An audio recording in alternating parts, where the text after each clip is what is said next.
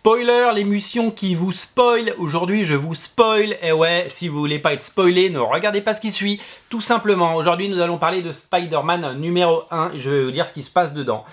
Puisque je suis une ordure et que je vous spoil. Mais non, je vous spoil pas parce que, enfin, si vous regardez l'émission, c'est que vous avez déjà lu le comics. Et si vous avez envie d'être spoilé, vous le savez parce que de toute façon, c'est marqué partout spoiler, spoiler, spoiler. Enfin voilà. J.J. Abrams, vous le savez, scénarise le premier numéro de Spider-Man. Donc Sarah Picchilli au dessin, son fils au co-scénario avec donc Henry Abraham et les couvertures d'Olivier Coipel. Un premier numéro qui commence dans les rues d'un Manhattan dévasté où Peter Parker est mal en point, il a un bras cassé et Mary Jane le cherche et elle fait Tiger, Tiger, ce qui est adorable. Vous le voyez, elle va à son secours, lui fait des blagues et c'est plutôt sympa. Il a le bras mal foutu comme je vous l'ai dit, ça se présente pas très bien pour lui. Lui c'est Cadaverous, c'est le méchant, il a une armée et il est là pour tout casser. On découvrira un petit peu plus sur ce personnage plus tard. Il y a une espèce d'armée d'aliens avec lui. Voilà, donc Spider-Man se bat comme il l'a toujours fait pour sauver New York. Sauf que Mary Jane, comme vous voyez sur ce panel, va se faire embrocher comme une vulgaire saucisse sur un barbecue estival.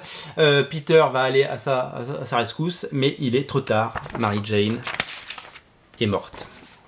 Mary Jane est morte et derrière le petit Ben, leur enfant de 5 ans, 4 ans, est là, pleure sa mère. C'est émouvant, page 5, on pleure.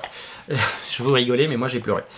L'histoire se passe 12 ans plus tard. Et ouais, et c'est ça le grand secret, c'est qu'on ne savait pas que ça allait se passer 12 ans plus tard, on ne savait pas que ça allait mettre en scène le jeune Ben, qui est un adolescent qui va au lycée, et qui, comme il est un peu plus fort que les autres, enfin il est en train de découvrir qu'il est plus fort que les autres, et ben il va avoir des problèmes au collège, et donc son père, Peter, va venir le chercher. Peter Parker, qui travaille visiblement beaucoup, qui prend l'avion et qui est très absent, va faire la morale à son fils. Il n'a plus qu'un bras, il a un crochet à la place parce qu'il a perdu son bras lors de cette bataille.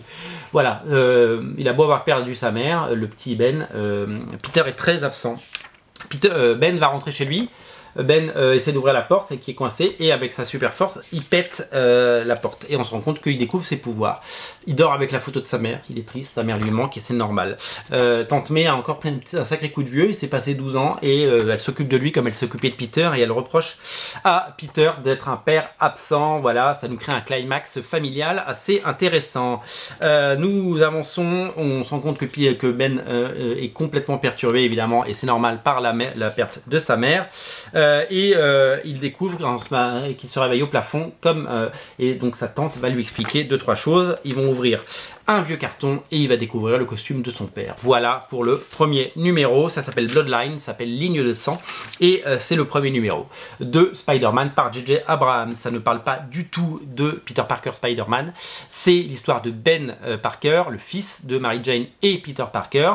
Ça crée une nouvelle histoire, c'est-à-dire que c'est un what if, hein, c'est pas dans la continuité, ça pourrait être tout à fait un univers parallèle, mais ça peut créer aussi un nouvel univers, dans le sens où pourquoi pas avoir une série régulière après de Spider-Man avec ce Ben Parker dans Spider-Man, dans le rôle de Spider-Man, espèce de nouveau Ultimate Spider-Man. Ça pourrait être assez sympa. En tout cas, le premier numéro est absolument fabuleux, il tient toutes ses promesses et il est vraiment génial. Il est à découvrir sur originalcomics.fr. Il nous reste du premier tirage de la couverture de Cheap Kid au moment où je vous parle, et le second tirage est déjà annoncé, il est déjà disponible sur originalcomics.fr. Si vous avez raté Spider-Man numéro 1, je vous invite à craquer dessus, c'est un très très bon premier numéro, il y a tous les ingrédients qu'on aime, de l'action, de l'humour, des sentiments, de l'émotion, et un très beau dessin, un très bon scénario, des très bons dialogues, tout est au poil.